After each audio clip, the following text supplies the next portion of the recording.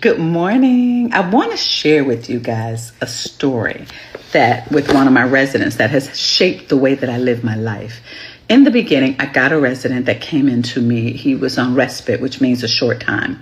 He was dying from cancer. He had just retired 2 years prior.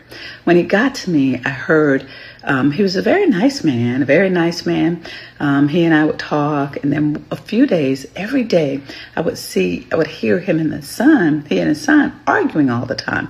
There were loud screams. I couldn't make out what they were saying coming from the room.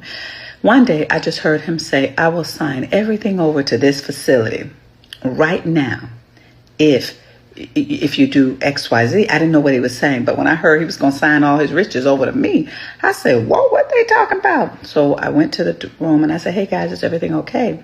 He said, "Tanya, my son wants me to apologize for being what he calls not a good dad." He said, and I told him I will apologize to him if he forfeits his inheritance. And I said, "Whoa, guys, this is deep. What's happening right now?" He said, "Tanya, I never had black friends, so he assumed I didn't like black people. So that's why he found you. He put me with a black woman to spite me, even though I'm dying." He's also now telling me about the times I miss his football games. This guy is 38, 39 years old.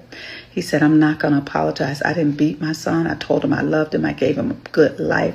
I put him through private school. I thought I did the best I could. And I have never took him to church. I didn't believe in God." And now he said he wants an apology for all of that. And I refused to apologize. And I told him the only condition I will apologize if he signs over everything to your facility. And I said, "You guys calm down. Y'all need to talk." The son got mad. He slammed the door and he left.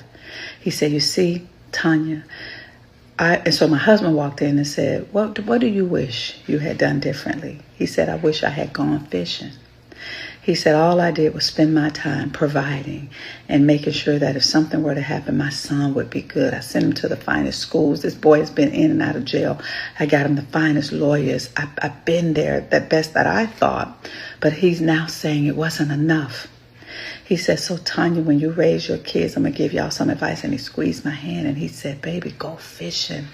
Do whatever it is that you want to do, because no matter what, in the end, even on your deathbed, those kids going to still say you did something wrong or they didn't get this and it's because of you."